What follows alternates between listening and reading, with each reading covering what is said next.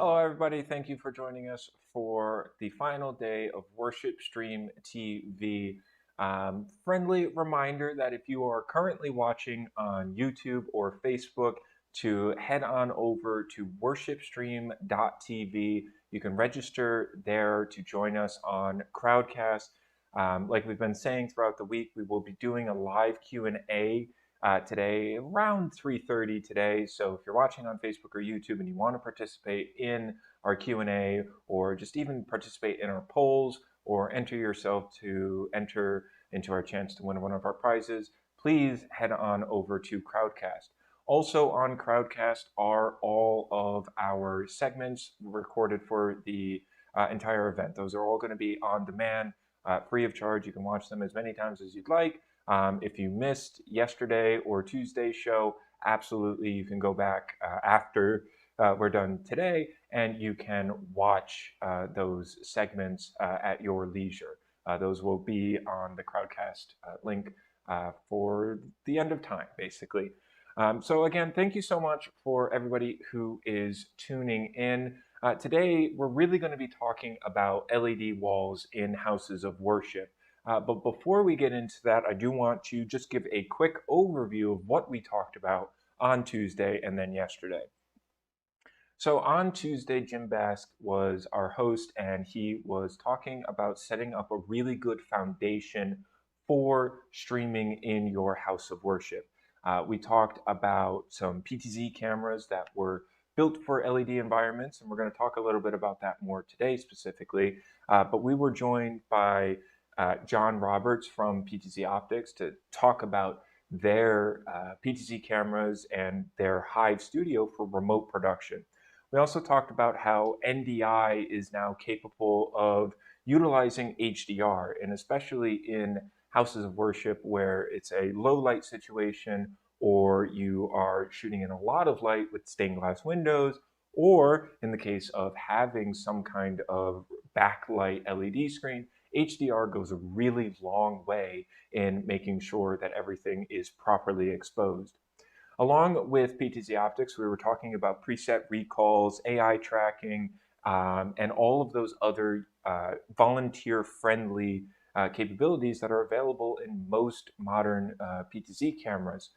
We also talked a little bit about network-based video distribution, and we did like a little bit of an introduction to that, specifically talking with Kyle Fisher from KiloView, and we talked about their encoders that are used on the local network, as well as their cellular bonded encoders for people that may be on mission trips or on community events.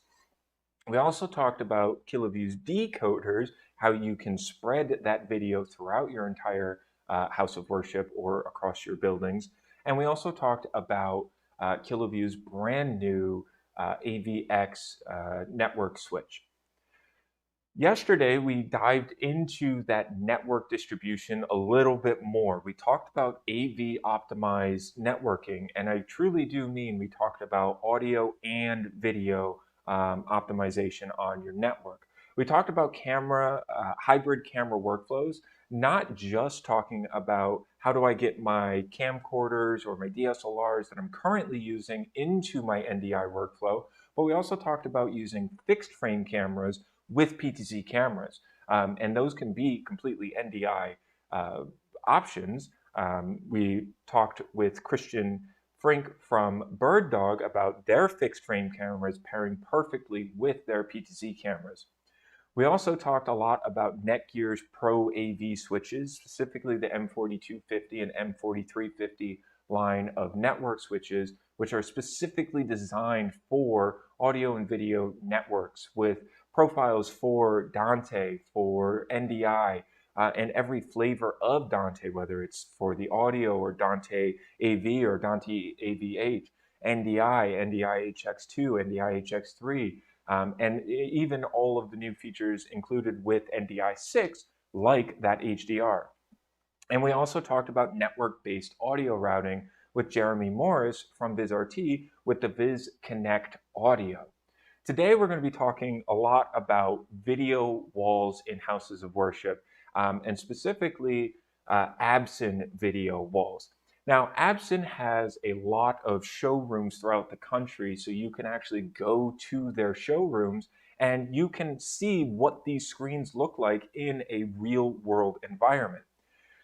Dan Miall from Bird Dog is visiting the United States this week, and he's actually at the Texas Absent showroom this week, and he brought his Bird Dog XL Ultra camera. Now, if you remember when we talked about the Bird Dog XL Ultra camera yesterday, we talked about how it has an optical low pass filter on it, and that helps with the moire effect that you can see on some LED screens.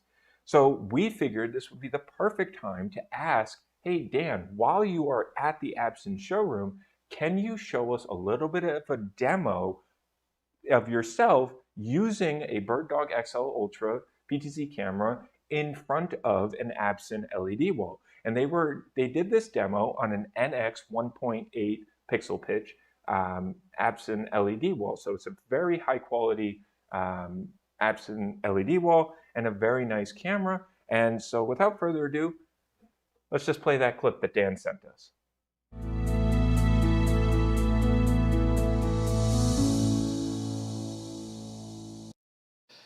G'day everyone, I'm Dan from Bird Dog here at the Absent office here in Dallas, Texas. Today we've been doing a bunch of training on our Bird Dog Connect software as well as our cameras and product portfolio. Now in front of me here I actually have some cameras and you'll see them come into shot in a minute. But what I'm looking at and you're seeing from your side is the Bird Dog XL. This is our latest camera that's designed for really high-end productions, and its biggest thing as far as features is the 4/3 sensor. This is the largest sensor size that you can get inside a PTZ, and that makes a big difference in terms of the image quality you can get in more challenging environments. So that's higher contrast, you get better dynamic range, and it works really well with the Absent video walls. The big thing with these is these are LED screens, and most cameras you'll find when you're pointing them at an LED screen, certainly with people putting in front of them, you will see what's called a moire effect. The XL has a filter which is called the OLPF, which is an optical low pass filter. And that means that it becomes much more sharp around the edges and you don't get that moire effect. It's really important if you're going to have any talent that's walking in front of video walls and things. So you'll see here as I walk around, the image quality is great, and the way the camera actually reacts to auto tracking, which is what I'm using here at the moment, is excellent for people doing presentations. Now the XL has a couple of other really neat tricks up its sleeve. On top of the OLPF, or the optical low pass filter, it's actually got two lenses in here, and that's used not only for sending out two videos, one wide shot and then also your PTZ, but it also uses it for the auto tracking. The way that we can actually do presentations where if it's zoomed in close on me and another person comes on stage, the wide camera will be aware of that happening, and so then it'll reframe the shot automatically.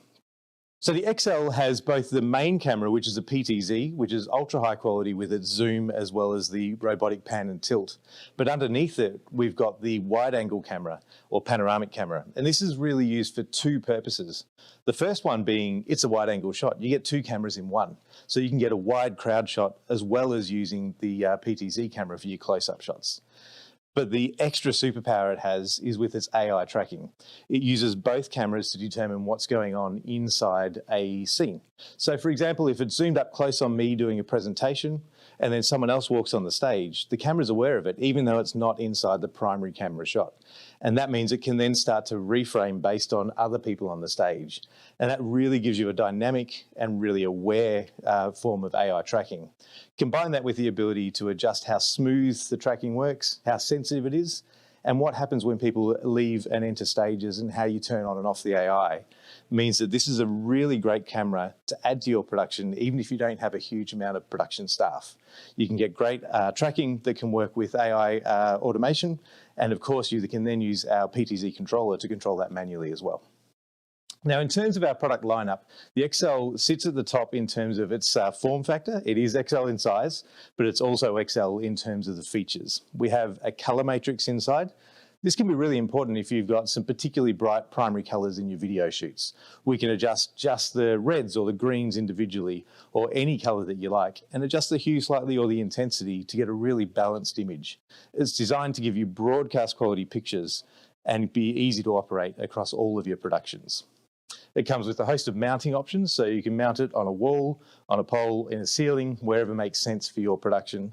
But really importantly, it gives you those ultra high quality pictures in mixed environments. Now, right here in this particular showroom, what I've got is a video wall behind me and fluorescent lights above. There's no show lighting, there's nothing pointing at me in terms of trying to make this stage or area look good, but you can still see that I'm, with a bright screen behind me, really quite well lit.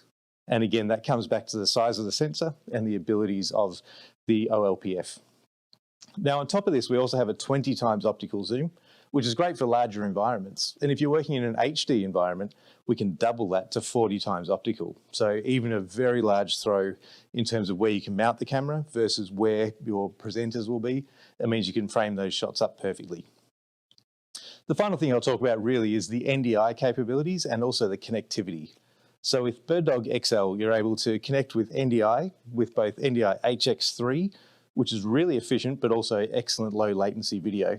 You can also connect with high bandwidth NDI, and you can do them both simultaneously. So it works great for higher end productions where you need the it works with the highest quality productions where you need the lowest latency, but it can also work with really efficient compression if you need to go with lots of streams or across campus, for example. The other connectivity you have on the back of the XL is 12G SDI as well as 3G SDI. It even has a Genlock input as well, so if you have timing that you need with that baseband connectivity. It really is the camera that can fit all circumstances, but I think probably the coolest thing about this is the way that it works with video walls and the way it works with mixed lighting environments, which makes it perfect for areas like churches, or if you have a mixed lighting environment where you might have a stage plus some backlighting plus some other things where you can keep people really well exposed and looking great. So for more information, check out the BirdDog website, but the whole BirdDog product lineup is really designed to make production easy and make you look as good as possible. Thank you.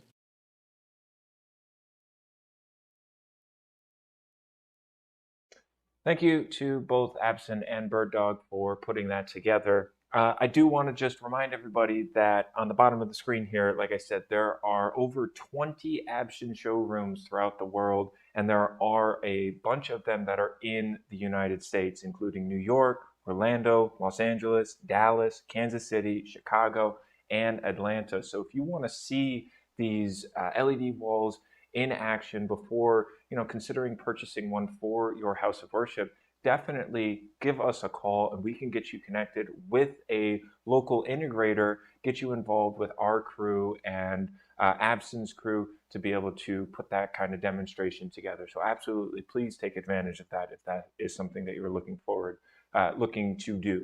And again, of course, thank you so much to Dan Mial coming all the way from Australia to Texas to record that demo with Absyn and some of our team members. So now that we have kind of seen an LED wall in action shot with a camera that is built for that kind of workflow, let's talk a little bit about some of the different ways that you can use an LED wall in your house of worship.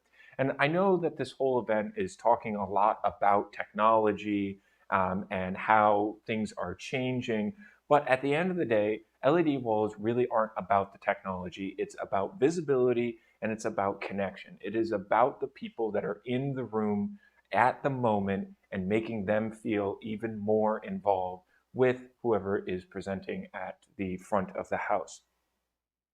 One of the things that we've noticed is, especially in larger houses of worship, that if you are in the back row or over on the sides or the balconies, it can be hard to see the presenter or see the choir or feel like you're involved in that.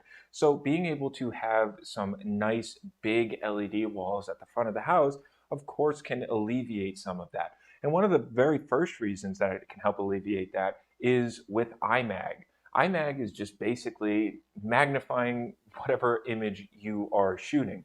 So if you have your pastor at the front of house and they are doing a prayer and you want to feel like you are a little bit more connected, feel that emotion, being able to see their face or their hands on that big screen makes you feel like you are closer to them, and it just adds a little bit more of that intimacy, which is crucial in a house of worship.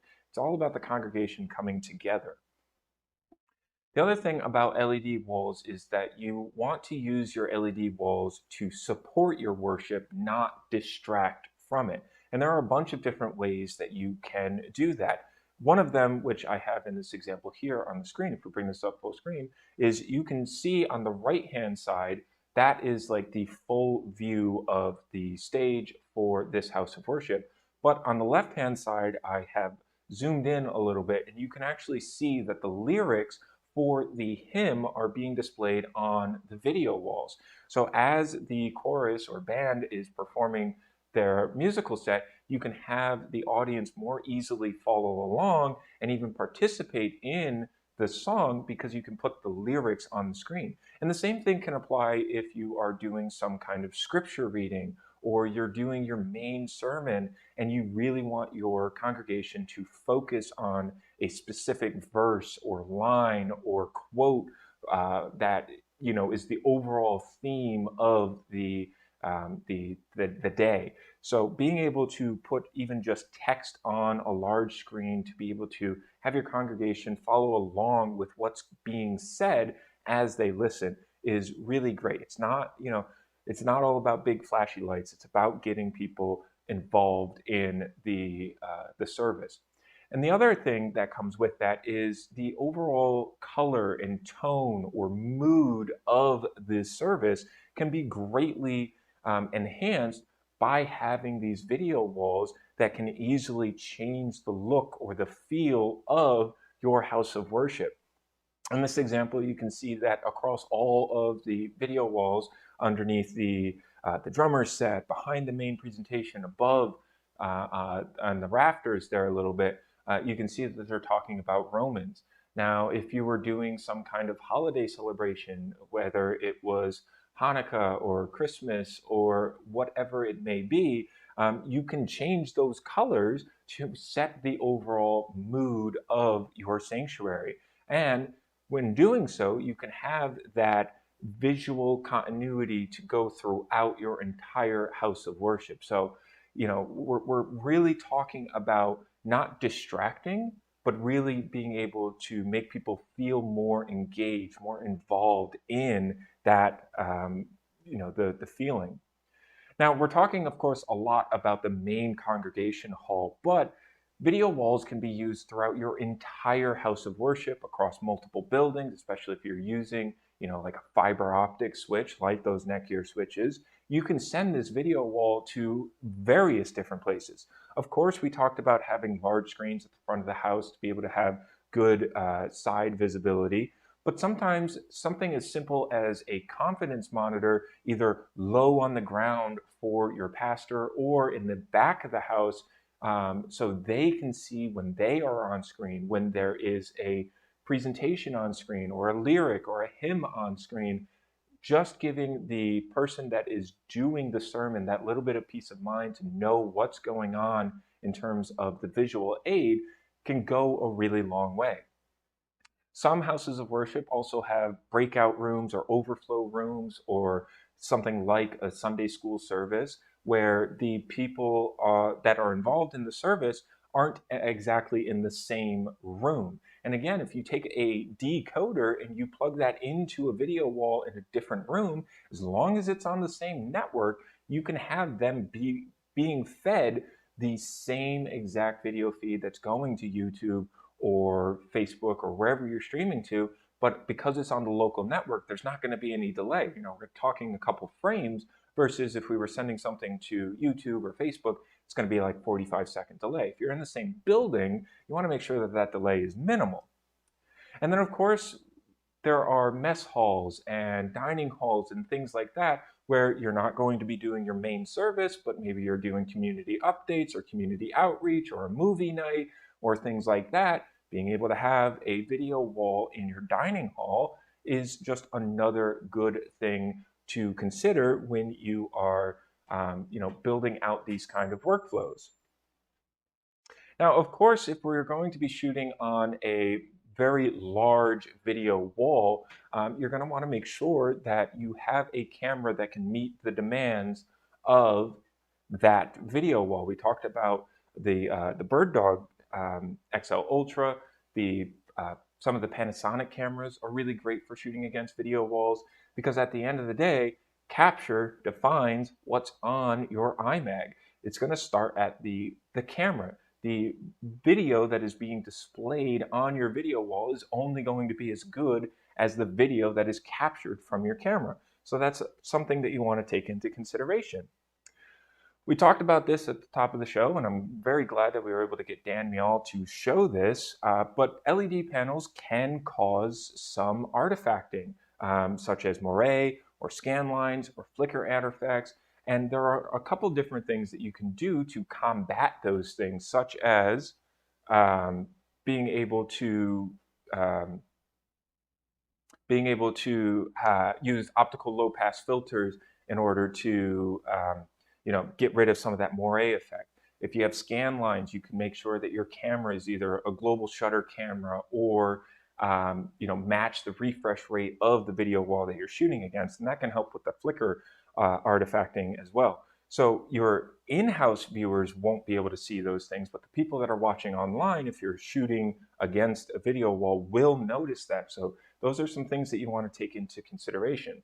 Another thing that you're going to want to take into consideration if you're working on installing video walls in your house of worship would be, most production systems are going to output in either a 9:16 or a 16:9 standard aspect ratio. But when you're building out unique video walls for your houses of worship, like this example here, you don't have to stick by that. You can have some really cool and unique designs for your house of worship, like underneath the drum set or up in the rafters. And this is a really good example of that. So what do you do when your video wall goes beyond a standard aspect ratio?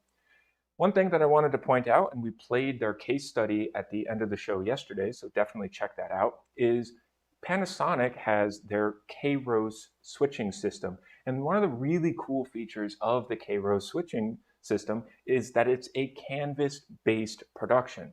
So you can have various LED resolutions and dimensions and multiple zones and independent screen layouts, and all of that can be output via SDI or whatever kind of output you want. And if we pull this up full screen, you can see on the right hand of the screen there, not only can you get your standard 16:9 and 9:16 aspect ratios, but you can have any kind of output that you want within a 32:9 aspect ratio. So you can have an extremely long and short video being displayed across something like the bottom of the drum set here, or that top rafter. 32:9 is a very wide canvas that you can wholly take advantage of. Now, we will be starting our Q&A in just a few minutes, but we're going to announce our prizes. So this will be the last time that I will remind everybody that if you are watching right now on YouTube or Facebook, please head on over to WorshipStream.tv and you can enter a question into our Q&A chat. So without further ado, let's get into our prize winners for WorshipStreamTV. Our first prize is a PTZ Optics Studio 4K 12X box camera from PTZ Optics. And this is going to Rodney M. from Lexington Park, Maryland. So congratulations, Rodney. Make sure that you are checking your email for more information on how we can ship this to you. And this is one of the cameras that we actually talked about with John Roberts yesterday. So again, it's a nice 4K fixed frame camera. It has all of the video outputs that you can use in any kind of house of worship: SDI output, HDMI, USB, and NDI built in. And it's a Hive linked camera right out of the box. So very cool. And congratulations to Rodney. Next up is Mark M. From Fort Dodge, Iowa. Congratulations to you. You are our winner of an Elgato Stream Deck Mark II. This is a $150 item that we will be shipping to you. So make sure to check your email for more information on how we can get this to you. If you don't know what the Stream Deck is, it's basically a pre-programmable multi-button set that you can control things like your lighting, your audio board, or something like a TriCaster or VMix, Wirecast. All of those different things can be controlled by this. we're talking about volunteer-friendly workflows, and this is one of those things that just makes things really easy for volunteers. You set it up once, you say, these are the buttons that you need to touch to do your stream for today. Don't touch anything else, and they can't mess anything up. So really cool thing to have for your house of worship. And last but not least, Ed G is our winner for our Videoguys $100 gift card. Again, please make sure that you are checking your email to get information on how you can receive that. Ed G from Beaver Dam, Kentucky, congratulations to you. Now we are going to get into our live Q&A, and as promised, I wanted to start by saying that we actually did get a question on our first day, and it was from Steve, and he asked us some questions about PTZ Optics Hive Studio. I reached out to John Roberts, and I got an exact quote from him. So, absolutely. So John Roberts is extremely helpful, as is the team at PTZ Optics. And this is one of the things I want to mention on WorshipStream too. PTZ Optics, one of the big advantages of them as a company is that their tech support is located right here in the U.S. in Pennsylvania. So where we reached out to John Roberts, because he was the guest on our show, to get an answer, these answers are readily available to everyone using the PTZ Optics cameras. The question came in, which container and codec are the ISOs recorded when you're using PTZ Optics Hive? Now, normally James would probably be able to answer that himself, but the Hive is very new to all of us. So we reached out to John, and his answer is that the container and codec are related to the sources themselves. So if the source is coming in through an RTSP feed, it is recorded in MP4. If it is coming in over NDI or from other local sources, it is a WebM format. And then the second question was on PTZ Optics as well. Is there suitable data in the container header, camera name, number, time code, so that you can use that footage easily in post-production? And James, that's something we talk about often. Any of the video that you do in a live recording, even the segments we do now, can all be edited and used later in post-production. And more churches are doing that, either through social media or other things. John's answer is yes, of course. PTZ Optics Hive Studio will record all digital cameras, name, ID, and container header. John also said, reach out to him directly if you have any more questions. I think PTZ Optics is even offering some trials where you can try out Hive Studio yourself. And then from there, we had some other questions come up along the way. You want to take the next one? Sure. So the next question that we got asked was, do I need to put my AV devices on a dedicated network? And we briefly touched upon this yesterday. And the short answer is you absolutely should be doing that. You want to keep your NDI and your Dante devices separate from anything else that might be happening on your network. And there's a couple different ways that you can do that. If you're using something like a TriCaster, a lot of TriCasters will have 2 NIC ports on them. So you can have your normal house, house of worship network connected to one of those NIC ports, but then you can have your M4250 switch from Netgear connected to the second NIC port. And on that port and that switch, you have all of your Dante or NDI devices.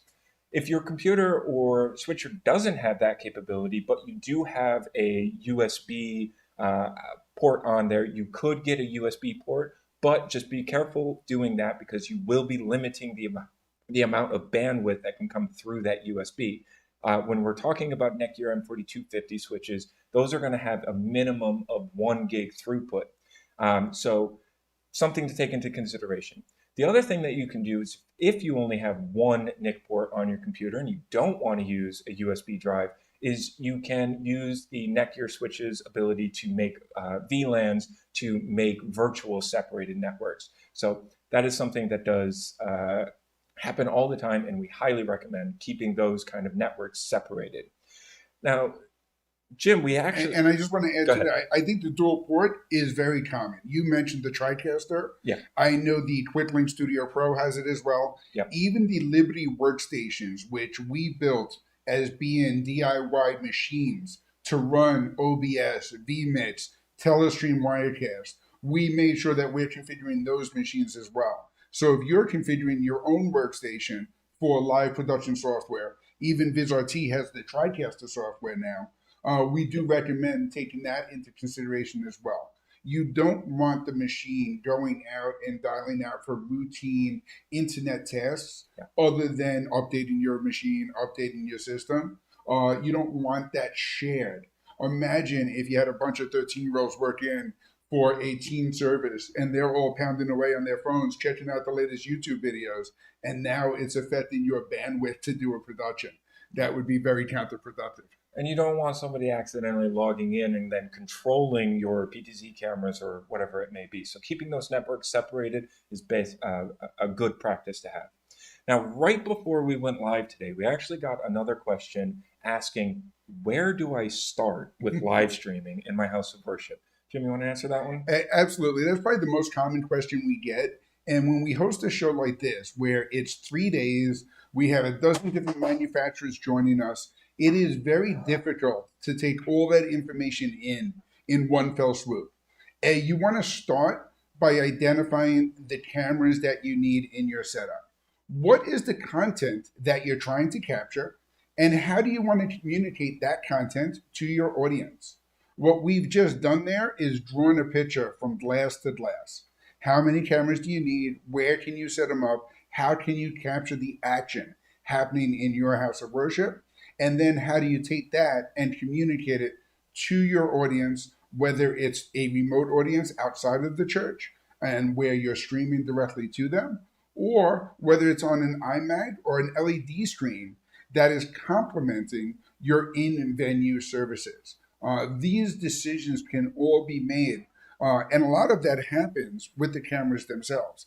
James, I know you've spoken to a lot of customers that are integrating handheld cameras and PTZ cameras in the same workflow in the house of worship, right? Yeah, absolutely. And that's something that we talked a lot about with Kyle, using something like a KiloView N50 or N60 to incorporate a Handycam, camcorder, DSLR, anything like that into an NDI workflow. Something that we touched upon is being able to take the resources that you currently have and then upgrading piece by piece and still being able to incorporate the pieces that you do have. If you have a couple camcorders and you want to move into an NDI workflow, you can absolutely do that. Or vice versa. If you are using a baseband switcher and you want to incorporate NDI PTZ cameras into it, you can. You can just take the SDI port out of your PTZ camera, plug that into your baseband switcher, and then when you do get the budget to upgrade your switcher as well as your cameras, you don't have to get a new camera because a lot of these cameras already have NDI built into them now. And that we talked about in the first day of the show too, is how you can upgrade your equipment and still take your older resistant equipment and just find ways to repurpose that somewhere else in the building. You might want to upgrade your in-venue camera to a 4K camera with auto framing, auto tracking capability. But that means you could take your old PTZ camera and maybe move that off into a side room in the venue just to capture other content, local community events, or even send it outside of the church for a local mission trip or something that's being done that you want to add to your services. Adam, do we have any other questions that have come in this afternoon from anyone out on the team? Okay, it looks like we have one question that comes in all the time, talking about the color matching, where I know I just spoke about the handheld cameras and the PTZ cameras. I will point out that this is something that a lot of these camera manufacturers are taking into consideration. PTZ Optics has the combination of their Move SE and Studio SE cameras. So you can use a box camera or a PTZ camera. For 4K operation, they have the Move 4K and the Studio 4K. Canon has their PTZ camera lineup with their handheld cameras and even cinema cameras, where they're allowing you to integrate all that color science and their own XC protocol for control. So it's getting easier and easier than ever to mix and match these different components. We're even seeing companies like BirdDog introduce the Mach-E Ultra with the same optical image lens that's used on some of their PTZ camera lineups. So we're seeing this over and over again across every product line, and it's becoming easier and easier to set up, right? Yeah, absolutely. Talking about Canon specifically, they have their camera control application, and it basically is that connection between their cinema cameras and their PTZ cameras. What you can do with that XC protocol is you can actually control some of the features on a cinema camera or a camcorder, like exposure, color, focus, things like that. Even though you can't control the pan and the tilt, but you can control the zoom, the color, the exposure, and in that camera control application, you can actually take pictures of chip charts with the camera with one camera, and then match that chip chart to existing cameras that are connected to the camera control application. So making your cameras all match in terms of color and exposure is only getting easier and easier. So it looks like we have a couple more questions regarding video streaming. James, I know you run the studio in here, so I'm going to let you answer the first one. The customer is asking what CDNs can you stream to get 4K resolution? So it's really going to depend on the platform. I know off the top of my head that YouTube is starting to allow people to stream in 4K. The standard very much still is 1080. Some platforms like LinkedIn actually still even prefer that you stream at 720. But that doesn't mean that you shouldn't be recording and capturing in 4K. Like you said when we started doing this Q&A, a lot of the time that you want to be able to repurpose your content. So even if you're only streaming in 1080, if you have the ability to record in 4K, then you can, in something like Premiere or a nonlinear editor, you can digitally zoom into a 4K image, export at 1080, and it's basically a lossless digital zoom. Nobody is going to ever notice. So that means you can do things like cropping to a 9:16, so you can put that on social media, whether it's YouTube Shorts or Instagram Shorts or whatever it may be. And it's going to look the same quality because you're just zooming into a 4K image.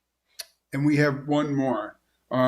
This person is from a very rural church, and they're concerned about streaming to their audience because of bandwidth limitations.